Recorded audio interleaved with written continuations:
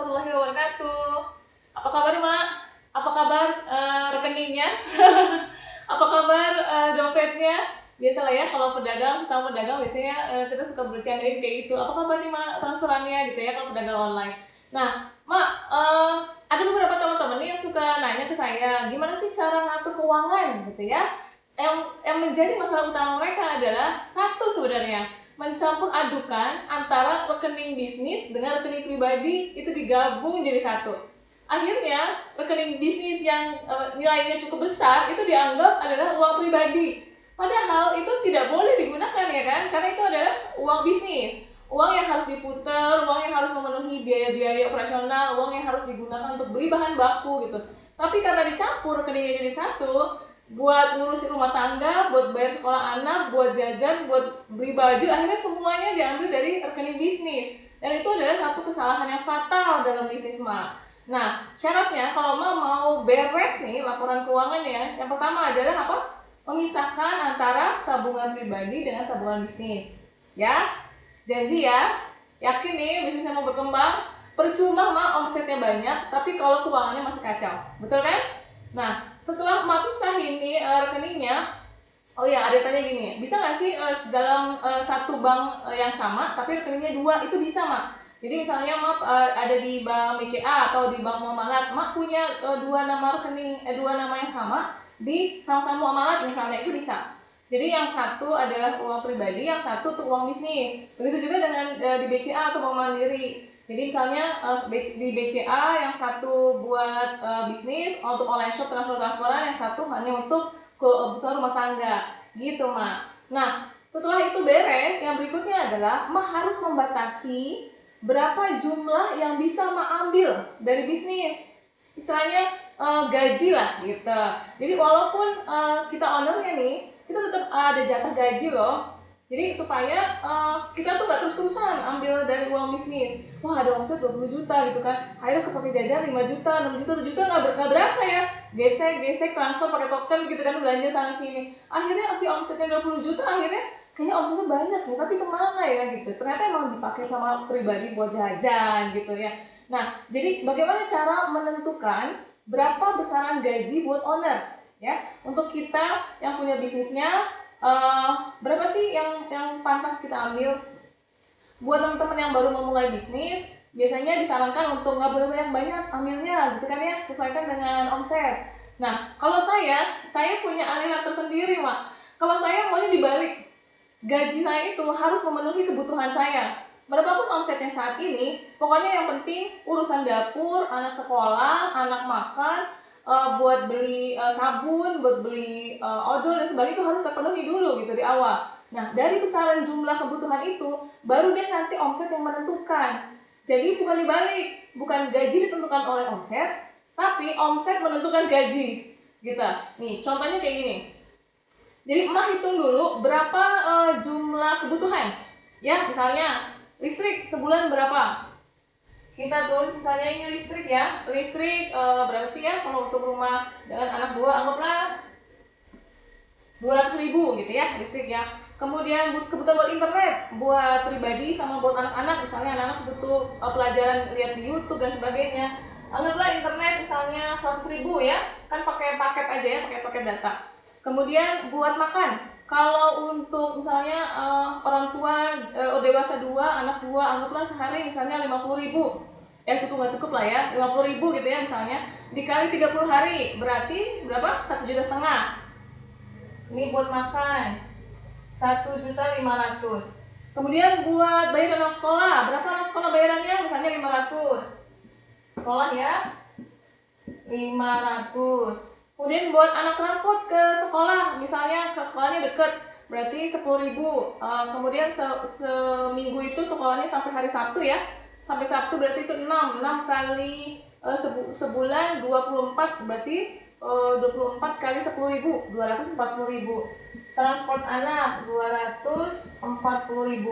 Terus buat nganter, misalnya anaknya masih dianterin, antar sekolah anak setiap hari selama tadi berapa hari? 24 hari. Misalnya bensin ya pulang pergi misalnya juga 10.000, berarti ini transport buat antar sekolah 240.000. Apalagi Mak kebutuhannya? Kemudian Oh ya, buat kebersihan, buat beli sabun, buat beli odol dan sebagainya. Anggaplah sekitar kalau anak 2 itu mungkin sekitar 200.000 ya. Ini urusan mandi 200.000. Apalagi anak lesnya sebulan berapa? 300.000 misalnya. Terus jatah cemilan buat si kecil, ya pasti ini harus terpenuhi ya Mak ya.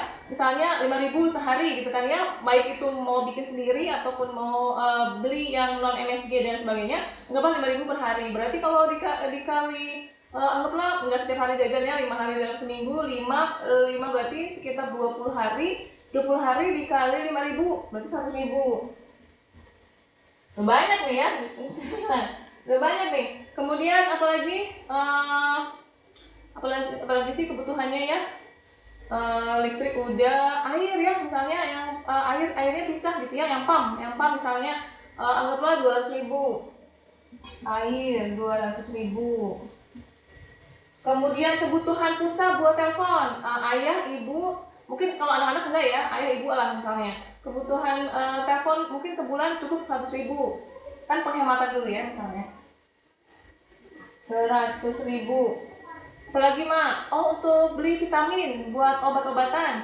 Misalnya vitaminnya itu butuh vitamin B, butuh vitamin C atau apa buat anak-anak, obat nafsu makan anak-anak gitu ya. Anggaplah misalnya 300.000. Sini ya, 300.000. Apalagi beli buku ya, karena setiap bulan pasti ada aja lah untuk urusan ATK ya, beli buku, beli pulpen. Mungkin nggak mahal-mahal banget. Ini di luar buku pelajaran sekolah ya. Anggaplah 50.000 cukup ya. 50.000. Jadi ini kebutuhan basic dulu ya Mak, kebutuhan utama. Apa sih kalau buat jajan orang tuanya ya bersabar aja ya, nanti itu diambilnya dari profit usaha, tapi ini yang wajibnya dulu. Jadi kenapa harus ini dihitung dulu dan ini akan dibayarkan di awal bulan Mak? Tujuannya supaya apa? Supaya kita yang ngejalanin bisnis itu udah tenang duluan gitu. Jadi di awal bulan kita sudah ada budget buat biaya hidup selama sebulan. Jadi selama sebulan itu kita kerjanya udah tenang, udah nggak mikirin besok beli beras uangnya mana gitu kan. Jadi udah nggak pakai tarik-tarikan dari uang bisnis. Jadi disiapkan dulu uang rumah tangganya di awal bulan, itu sudah bisa menutupi selama 1 bulan, maka kitanya yang bekerja itu bisa fokus gitu, bisa tenang kerjanya ya. Apalagi Mak kira-kira? Kita hitung dulu aja ya. Misalnya ini 500, 600, 700, 800, 900, 10, 20, 2.500.000, 2.550.000, 2.500.000, 2.600.000, 3.100.000, 3.100.000 tambah 4, 3.500.000. Anggaplah kira-kira 3.500.000. Nah, misalnya udah ketemu nih angkanya ya. Jadi Mak nanti rinciin aja dulu. Misalnya punya cicilan rumah, ditulis di sini. Jadi semua biaya kebutuhan yang wajib ya, sifatnya wajib dibayarin. Punya cicilan mobil, punya cicilan rumah, cicilan motor, kemudian punya asuransi misalnya, itu ditulis di sini semua ya. Nah, ini wajib dijabarkan semua kalau misalnya memang suami istri ini income-nya ada dari sini gitu. Nah, bagaimana dengan yang mereka pasangan suami istri tapi misalnya suaminya masih kerja kantoran, kemudian istri hanya iseng-iseng gitu ya, misalnya punya tambahan. Saya menyarankan gaji suami itu ditabungin aja Mak keseluruhannya gitu. Jadi ditabungin keseluruhannya menjadi dana investasi. Sedangkan biaya untuk kehidupan sehari-hari Mak ambil dari sini. Kalau kita masih tergantung sama gaji suami, itu akan menyebabkan kita bisnisnya jadi santai. Masih ada uang dari si ayah, nanti juga masih bisa minta gitu kan ya. Tapi kalau mentalnya kita seperti itu, maka bisnisnya nggak akan greget gitu kita ngejalaninnya. Jadi coba diajak ngobrol sama suami, bilang sama suami bahwa gaji yang dari suami itu tetap akan kita gunakan, tapi kita tabung keseluruhannya untuk investasi gitu ya, keseluruhannya untuk investasi. Sedangkan untuk kehidupan sehari-hari itu ambil dari sini gitu. Yang tabung, yang gaji saya mungkin bisa untuk investasi sama bayar zakat, buat sedekah itu boleh. Nah yang di sini yang buat kehidupan sehari-harinya nih Mak, berapa yang dibutuhkan untuk di rumah tangga gitu.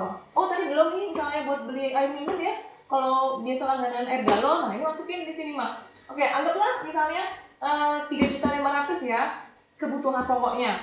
Maka ini adalah angka minimal gaji yang Mak ambil dari bisnis gitu. Berarti gajinya 3.500.000. Maka ketika nanti penghasilannya kurang, wah gimana nih kok ambilnya 3.500.000 gitu kan ya. Sedangkan omset aja baru 10 juta Mak. Kalau 10 juta diambil 3.500.000 berarti tinggal 6,5 juta dong. Kayaknya itu udah langsung habis gitu profitnya ya, atau bahkan kurang gitu profitnya. Nah caranya adalah, apakah ini dikurangin? Saya rasa nggak mungkin Mak. Ini nggak akan mungkin bisa dikurangin. Caranya adalah gedein omsetnya, bener nggak? Jadi kita jangan menekan kebutuhan, karena ini kan udah pasti kebutuhan pokok ya. Maka yang harus kita lakukan adalah bagaimana caranya kita membesarkan omsetnya, bagaimana caranya kita menambah jumlah penjualan, bagaimana caranya meningkatkan traffic orang yang datang, bagaimana caranya meningkatkan yang tadinya kita hanya jualan produknya satu jenis akhirnya jadi 2 jenis, yang tadinya sehari paketnya cuma ada 2, 3 akhirnya bisa jadi 10. Nah itu tujuannya. Jadi di ujungnya, di awalnya kita bikin dulu target gaji kita berapa. Kemudian dari situ kita baru bisa ukur nih, gaji itu bisa kita ambil kalau kita punya penjualan sekian. Maka yang harus dilakukan adalah gedein penghasilannya gitu. Kalau Mak ada yang sudah baca buku Mama Jago Jualan, kan di dalam ada tulisan saya mengenai pengeluaran harus lebih besar dari penghasilan gitu ya. Jadi kenapa pengeluaran harus lebih besar dari penghasilan? Supaya kitanya greget untuk bisa terus semangat gedein omset gitu. Tapi dengan catatan bukan pengeluaran konsumtif ya. Ini kan bukan pengeluaran misalnya bukan pengeluaran foya-foya ya, ini kebutuhan pribadi gitu Mak. Oke, semangat ya Mak. Mudah-mudahan dari bisnis online ini kita bisa mendapatkan keberkahan buat keluarga, terpenuhi semua kebutuhan keluarga. Kemudian Mak juga jadi lebih pintar ngatur keuangan, dan tobat ya Mak, pisahin uang pribadi dengan uang bisnis. Oke, saya yakin sekali setelah mendengarkan video ini, Mak langsung melihatkan ya yang belum pisahin rekeningnya, langsung besok pergi ke bank, buka rekening baru, rekening yang lama untuk bisnis aja, rekening yang barunya untuk pribadi ya. Kalau perlu rekening bisnisnya diumpetin, tapi kalau bisnis kan suka transfer pakai token ya.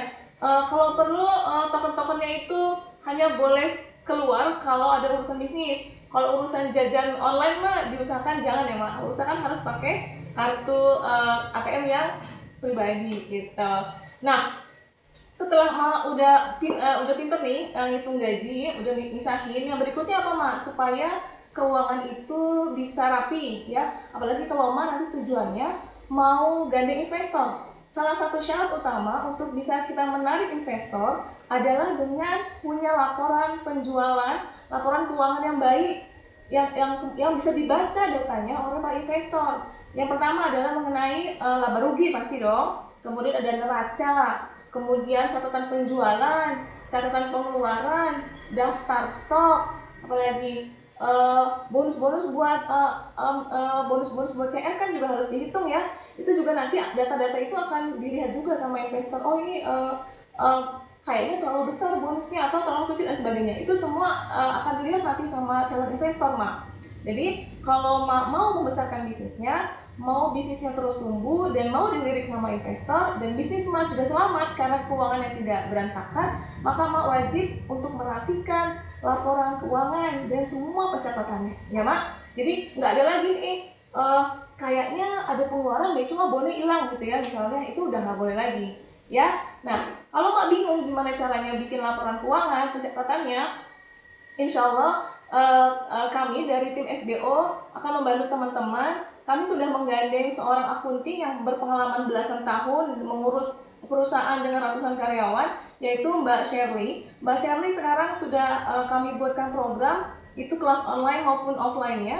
Bagi teman-teman yang jauh dari Bandung, teman-teman bisa ikut kelas online-nya aja. Kelas online-nya itu seminggu 2 kali, belajarnya selama 2 bulan. Ya, jadi belajarnya hari Selasa dan hari Kamis gitu. Belajarnya online melalui Facebook group. Jadi kalau teman-teman mau membesarkan bisnisnya, segera langsung rapikan ya laporan keuangannya. Kalau bingung, insya Allah kami akan bantu. Bisa langsung ke sini di admin SBO, Sekolah Bisnis Online. Teman-teman bisa gabung, setiap bulan kami akan buka kelasnya, kami akan mentoring, dan mentoring ini pun pesertanya terbatas supaya bisa lebih diperhatikan per perusahaannya gitu, Mak. Oke. Semangat terus ya, Mak. Mudah-mudahan bisnisnya Mak terus berkembang, terus bertumbuh, dan semakin banyak manfaat untuk umat. Assalamualaikum.